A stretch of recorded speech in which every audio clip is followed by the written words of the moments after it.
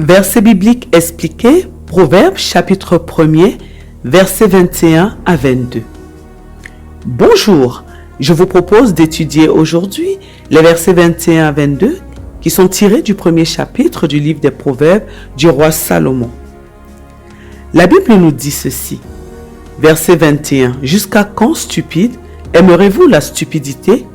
Jusqu'à quand les moqueurs se plairont-ils à la moquerie et les insensés haïront-ils la science ?» Verset 22, « Tournez-vous pour écouter mes réprimandes. Voici, je répandrai sur vous mon esprit, je vous ferai connaître mes paroles. » Dans ce passage, notre Dieu parle aux stupides, aux personnes moqueuses, ainsi qu'aux insensés. Il les invite à abandonner leur mauvaise voie pour se laisser conduire par le Saint-Esprit qu'il va répandre sur ces personnes-là. Le Saint-Esprit qui leur fera connaître les paroles de Dieu et qui les aidera à faire la volonté de Dieu au quotidien. C'est donc un appel que Dieu lance aux hommes ici, leur demandant de ne plus marcher par leur chair, ni par le monde, ni par ce qui se passe dans le monde, mais plutôt par son Esprit Saint. C'est vrai que lorsque nous sommes faibles et que nous marchons par notre chair, ou lorsque nous sommes plutôt en train de suivre le modèle du monde, nous sommes comme des aveugles. Mais par la suite, notre Dieu vient à notre secours par son Esprit Saint et il s'emploie à nous ouvrir les yeux. Cependant, nous devons nous-mêmes faire le choix de suivre les recommandations du Seigneur, car notre Dieu ne force jamais personne. Il nous amène à sa parole et il nous donne le choix d'accepter cette parole ou de la rejeter. Et si nous l'acceptons, petit à petit, le Seigneur nous amènera à voir les choses selon son regard à lui. Nous allons alors voir les choses comme lui, il les voit. Et nous allons alors adopter sa pensée et vivre le processus que la Bible qualifie de métamorphose de notre âme. Et c'est cette métamorphose qui nous conduira au règne de Dieu sur la terre. C'est cette transformation qui va avoir lieu au niveau de notre âme qui va nous amener à manifester le règne de Dieu sur la terre des hommes. Nous comprenons alors, mes bien-aimés dans le Seigneur Jésus-Christ, qu'en abandonnant nos mauvaises voies, c'est à notre âme que nous sommes en train de faire un très grand bien.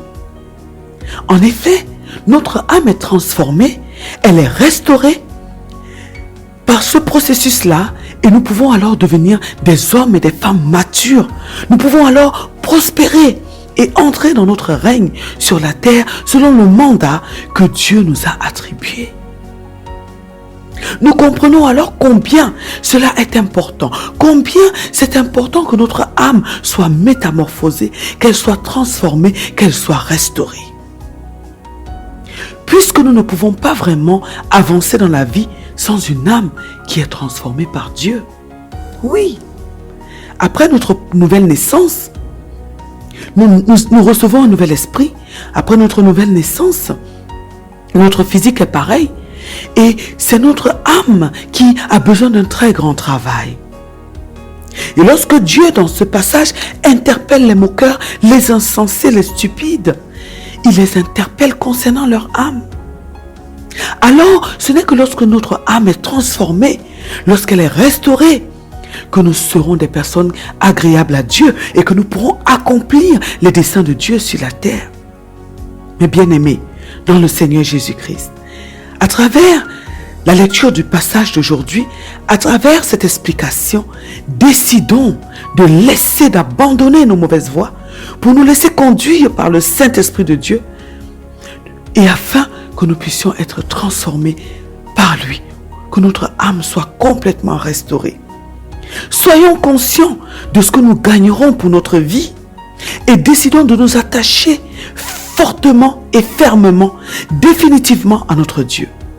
Et dans nos prières, demandons constamment à Dieu de nous aider à nous détourner de toutes nos mauvaises voies.